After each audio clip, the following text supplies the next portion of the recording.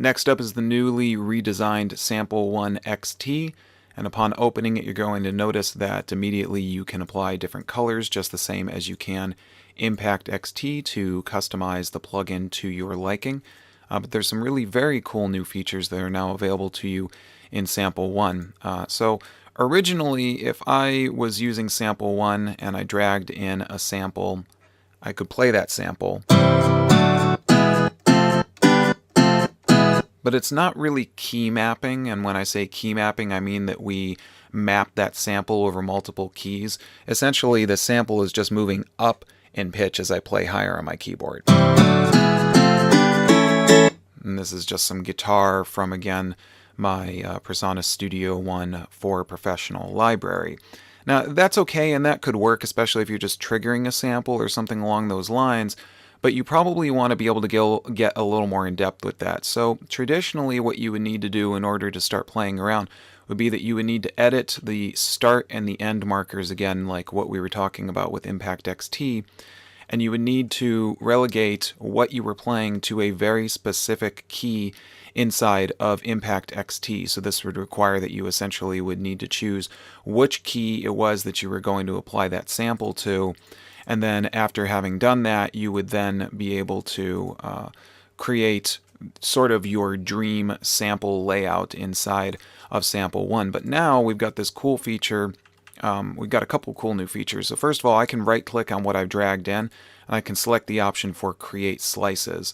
Now, when I create slices, if I take a look down here on my keyboard, I'm going to notice that there's a sort of highlighted section just above some of my keys, and these keys now have sample slices spread across them.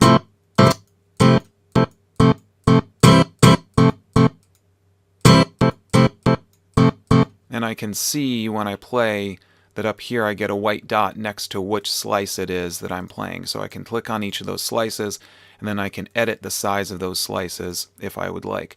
So that's a very cool way to be able to slice. And then there is another cool feature for being able to slice a sample into Sample One, and that is to make use of simply dragging and dropping a sample into Sample One. So I have that same guitar over here in my timeline.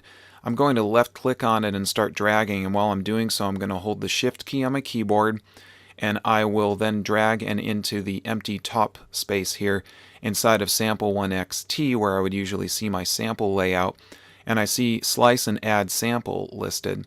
Now if I let go, that sample has now been sliced and spread out over my keys.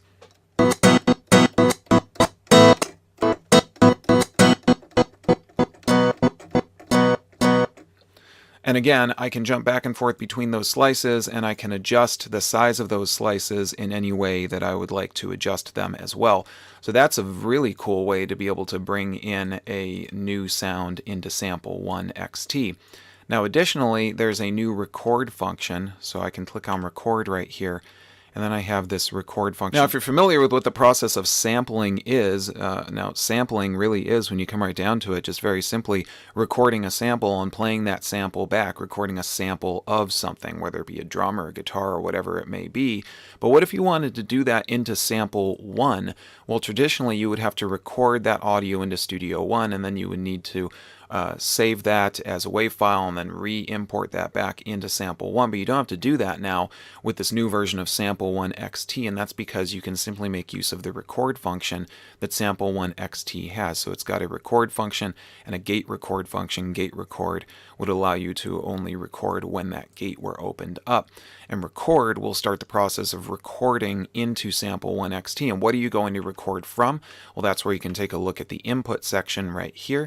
You can click on the input section, and then you'll see the inputs from the audio interface you're using at the time, or you can record from your instruments, you can record from your outputs, or you can record from your tracks. So I'm going to go ahead and select the option record from track, which is this guitar track that I have right here, and I'll just back Studio One up to the beginning, and then I'm going to go ahead and hit record and playback, and while I'm recording here in Sample One, I'll be sending audio out of this track and into Sample One.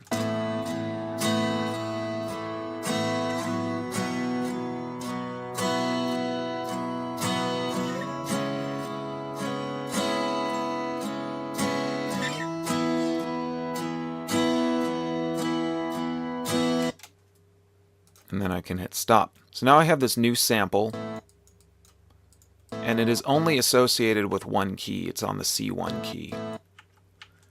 Now, of course, I probably want that to be spread out over more keys. So again, I can right-click on that sample, and I can select the option Create Slices. And now, starting up from C1 and going up from there, this audio sample is now sliced.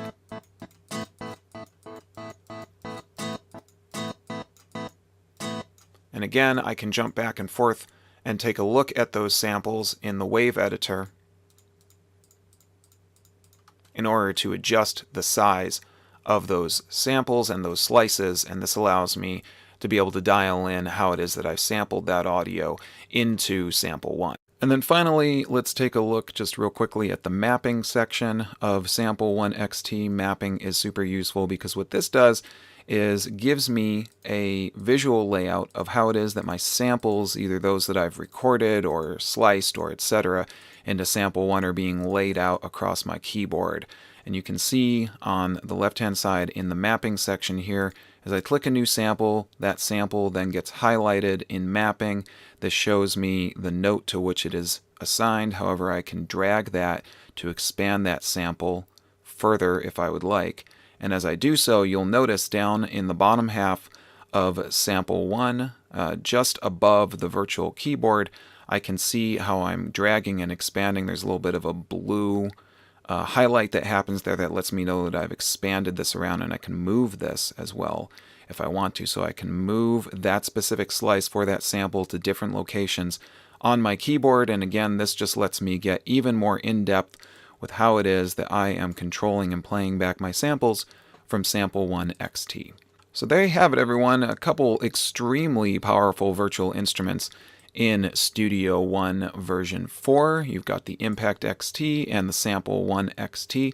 And remember, if you do want to learn how to use these virtual instruments, all the virtual instruments, and all the cool features in PreSonus Studio One version 4, you can give us a call at Obedia, where you can be paired up with a professional digital audio trainer who will help you in real time to get to know PreSonus Studio One 4 and the hardware and software that you use with it, and tame your technology, because that is what we do best at Obedia.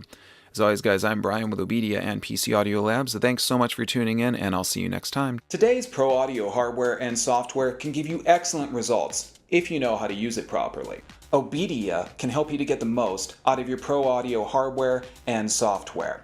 Why spend your time scouring the internet for answers or digging through manuals? With one quick call to an Obedia technician, you'll be connected with someone who can give you the answers that you need in real time via phone and remote desktop. Obedia technicians are trained in all major digital audio applications on Mac, PC, iOS, and Android devices. Obedia member subscriptions are cost-effective, give you great member benefits, and Obedia is here 7 days a week to help you get the most out of your digital audio hardware and software. No matter what your level of expertise, Obedia can help you to stay focused and productive and get your music back on track. Start taming your technology today with Obedia.